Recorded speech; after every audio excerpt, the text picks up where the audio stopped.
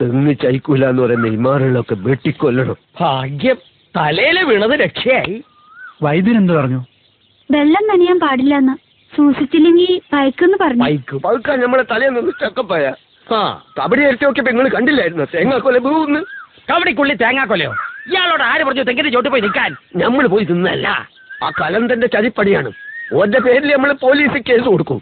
തേങ്ങ തലേ വന്ന് വീണേന് ഓരെന്ത് കുറ്റാ ചെയ്തേ? അന്റെ മനസ്സിൽ ഇപ്പോഴും ആ അമുക്കാണല്ലേ? ഓ അവത്ത് ഞമ്മള് കേസ് കൊടുക്കൂ. ഏതോ ഹാജിയാരെ, അതിന് കലന്തം തന്നെ ഒന്നും ചെയ്തില്ലാലോ. പിന്നെ വേണമെങ്കിൽ തനിക്ക് തെങ്ങിന്റെയും തേങ്ങയുടെയും പേര് കേസ് കൊടുക്കാം. നിങ്ങൾ നമ്മളെ മക്കാറൊക്കെ കേസിനും വക്കാണത്തിനും ഒന്നും പോയോണ്ട് ഒരു കാര്യമില്ല. ബുദ്ധി ഉപയോഗിക്കണം. അബ്ദും കലന്തനും ഒറ്റക്കെട്ടാണെന്ന് തനിക്കിപ്പോ ബോധ്യായില്ലേ? അവൻ കച്ചവടത്തിനൊന്നും വന്നതല്ല, തന്നെ ദ്രോഹിക്കാൻ ആ കലന്തം വരുത്തിയതാ. അവനൊരു ഉഗ്രൻ മന്ത്രവാദിയാ. എന്തോ കൂടോത്രം കുഴിച്ചിടാനാണ് അവന് വീട്ടിൽ കയറിയത്. അതവൻ ചെയ്തിട്ടുണ്ട്. അത് ശരിയാ. അതാ നിങ്ങൾ ചെയ്യുന്ന പണിയൊന്നും ഏക്കാത്തത്. ആര് പറഞ്ഞു ഏക്കുന്നില്ല എന്ന്? വല്യപ്പ പിന്നെ വന്നുവോ? ഇല്ലല്ലോ. അതിന് നമ്മൾ ഒതുക്കിയപ്പോഴല്ലേ തേങ്ങാക്കൊലയിൽ ദുർമന്ത്രം ചെയ്ത് തലയിലേക്ക് ഇട്ടത്. ഇന്നും മണിയറ ഒരുക്കി വെച്ച് അത് ഓർക്കുമ്പോഴാണ് ഞമ്മക്ക് സങ്കടം. തടസ്സങ്ങളെല്ലാം ഞാൻ മാറ്റിത്തരാം. അത് നിങ്ങൾ കുറെ സായില്ലേ പറയാൻ തുടങ്ങിയിട്ട്. ഓരോന്ന് മാറ്റുമ്പോഴും പുതിയ ഓരോന്നും ഉണ്ടാക്കില്ലേ അവന്മാര്. ഇനിയിപ്പോ ഒരു വഴിയേ ഉള്ളൂ. ഒരു കടും പ്രയോഗമുണ്ട്. അതോടെ അവനിവിടെ നോടും. അതൊക്കെ ചെയ്യാ. എന്താ വിശ്വാസം അവനല്ലേ? നിങ്ങൾ ആദ്യം ചെയ്ത് കാണിക്കുക, എന്നിട്ട് നമ്മൾ വിശ്വസിക്കാം. അവൻ ഈ നാട്ടിൽ നിന്ന് വാലും പൊക്കി ഓടും. ഞാൻ കാണിച്ചുതരാം. വരിക. നിങ്ങൾ വന്ന് കിടക്കി. 2 ദിവസം കഴിഞ്ഞ് കെട്ടയക്കാന്ന വൈദ്യര് പറഞ്ഞിരിക്കണേ.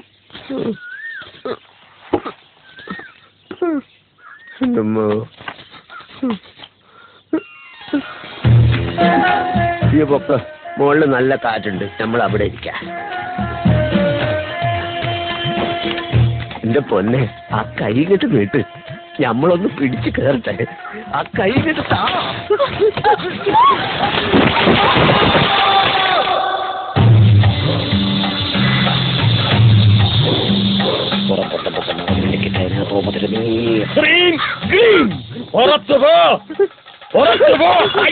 ഇയാളിത് എങ്ങോട്ടാ പോകുന്നത്? ശുംഭൻ തന്റെ തറവാട്ടിൽ കൂടിയിരിക്കുന്ന ഭൂതപ്രേതാദികളെ ഞാൻ ഈ തേങ്ങയ്ക്കുള്ളിൽ ആവാഹിച്ച് കഴിഞ്ഞു. അവരോടാ പുറത്തു പോകാൻ പറഞ്ഞ തന്നോടല്ല. ഇവിടെ ഒന്നിരിക്കുക. അപ്പൊ നമ്മളെ പുരയിൽ ജിന്നുണ്ടാ? തന്റെ പുരയിൽ ജിന്നുണ്ടോ, ബ്രാൻഡി ഉണ്ടോ, വിസ്കി ഉണ്ടോ എന്ന് നാം എങ്ങനെ അറിയാം? അല്ലോ, അതൊക്കെ നമുക്ക് ഹറാമാണ്. നമ്മളെ പുരയിൽ ഭൂതങ്ങളുണ്ടോന്ന് ഉണ്ടായിരുന്നു. ഇപ്പോൾ ഈ 3 തേങ്ങയ്ക്കുള്ളിലേക്ക് കയറ്റിയിരിക്കുകയാണ്. ഇതെറിഞ്ഞുടയ്ക്കുമ്പോൾ അവറ്റകൾ പോകും. അവിടെ ഇരിക്കുക. ഈ തുള്ളല് കഴിഞ്ഞാൽ ഹാജിയാര് ഈ ഇരിക്കുന്ന 3 തേങ്ങ എടുത്തോണ്ട് പോയി ആരും കാണാതെ അവന്റെ ദേഹത്തെറിയ. ഈ താളത്തിലിരിക്കണ ഏതെങ്കിലും ഒരു തേങ്ങ അബ്ദുവിന്റെ ദേഹത്തും ഉണ്ടാ. ഇതിലിരിക്കുന്ന പിശാചുക്കൾ മുഴുവൻ അവന്റെ ദേഹത്ത് കയറും. പിന്നെ അവന് ഭ്രാന്ത. ഈ നാട്ടിൽ നിന്ന് ഓടും. അതിനുള്ള പണികളാ തമ്പുരാൻ ഇതിനകത്ത് ചെയ്തു വെച്ചിരിക്കുന്നത്. തേങ്ങ വെട്ടിയിട്ടവന്റെ നാശം തേങ്ങയാൽ തന്നെ. അപ്പൊ നമുക്ക് ഇമ്മള് വിശ്വാസം പറ്റുന്നുണ്ട്. തിരിച്ചടിക്കാൻ ഈ ഇരുന്തലക്കാരൻ സമ്മതിക്കില്ല.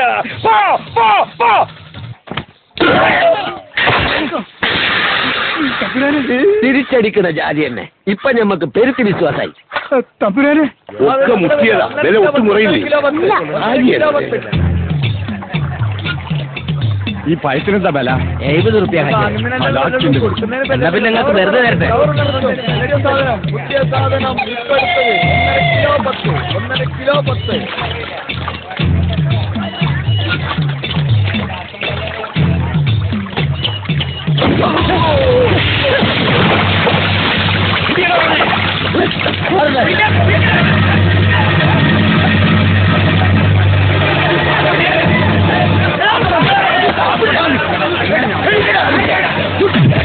പള്ളിയിൽ വെച്ച് നീ എന്താ ചെയ്യുന്നത് ഞമ്മക്കറിയാതെ പറഞ്ഞതിന്റെ പൊരുൾ ഇപ്പോഴല്ലേ തിരിഞ്ഞത്. പുറംനാട്ടിൽ നിന്ന് വന്നാനെ സഹായിച്ചതിന് മൊയിലാരെ എറിഞ്ഞ് കൊല്ലാൻ നോക്കി എന്റെ കൈ കാലം തട്ടൊടിക്കല. കള്ള ഈ മാറി നീട്ടി നടക്കരുത്. പശ കാച്ചിക്കൊണ്ട് പോണ കണ്ടപ്പോഴേ തോന്നി പറഞ്ഞു പോയ കയ്യോ കാലോ ഒട്ടിക്കാനാവൂ. അത് ഈ വെള്ളപൂസണൊരു കാച്ചിയതാ. ആളെവിടെ? ഓ മേഴത്തൂരൊരു കാല് കഴിച്ചുവിട്ടുണ്ടായിരുന്നു.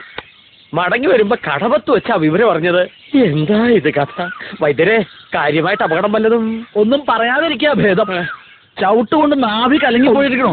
ഒട്ടും മൂത്രമൊഴിക്കാൻ പറ്റില്ലേ? അയ്യോ, നടുമ്പുറത്ത് കോണായിട്ട് ഇങ്ങനെ ചോര കല്ലിച്ചിരുന്നു. ആരോ 5 കിലോ തൂക്കക്കട്ടി കൊണ്ട് അടിച്ചതാ. 5 കിലോയോ? അതെങ്ങനെ മനസ്സിലായി? മുദ്ര അസലായിട്ട് പതിഞ്ഞിട്ടുണ്ടല്ലോ പുറത്താ. ഉവ്വ്. എന്തിനാ മൊയ്തൂട്ടി ആ മോയിലേറെ തേങ്ങ ഉണ്ടറിഞ്ഞേ? നമ്പൂരിച്ച നമ്മളെ മയ്യത്തെടുക്കാൻ നേരായോ നിങ്ങൾ കബഡി വരട്ടി വെച്ചൊന്ന് നോക്കി? അല്ല അതിപ്പോ ബന്ധനം ദണ്ഡകാരണ്യം ഭൈരവീ മുക്തേ ഭാമിനി. ശത്രുപക്ഷത്തിന്റെ ആഭിചാരങ്ങളെ എതിർത്ത് തോൽപ്പിക്കാൻ നമ്മുടെ കർമ്മങ്ങളെ ഒന്നുകൂടി ശക്തിപ്പെടുത്തണം. അതെ സ്വല്പം തെറ്റിങ്ങി കണ്ണുപോയേനെ. കാണണല്ലേ, സാരില്ല. അതിപ്പോ ഒരു കണ്ണാന്ന് വെച്ചാൽ കാണാലോ. അതല്ലേ ഈശ്വരൻ നമുക്ക് രണ്ട് കണ്ണുകൾ വന്നിരിക്കുന്നത്. എന്നാല് നിങ്ങളെ ഒരു കാലം നമ്മൾ വെട്ടട്ടാ, എന്തിനു രണ്ടെണ്ണം വെച്ചോട്ട് എടുക്കുന്നത്? അത് മെതിയുടെ തന്നിട്ടുള്ള ചൂർണം ഉച്ചഭക്ഷണത്തിന് മുമ്പ് കൊടുക്കാം. ഞാൻ അപ്പൊ പോകണം. വൈകിട്ട് കുടിക്കാനുള്ള ഗോമൂത്രം ഞാൻ കൊണ്ടുവരാം. ശനീശ്വരൻ വല്ലാണ്ട് കോപിച്ചിരിക്കുകയാണെന്ന് കരുതുന്നു. 10 ദിവസത്തേക്ക് ഭാര്യാഭർത്തൃ ജീവിതം വേണ്ട. ഇനിയും 10 ദിവസം പിടക്കണ മത്തി മുമ്പിൽ വെച്ചിട്ട് എത്ര കാല പൂച്ച വെറുതെ ഇങ്ങനെ നോക്കിയിരിക്കുക?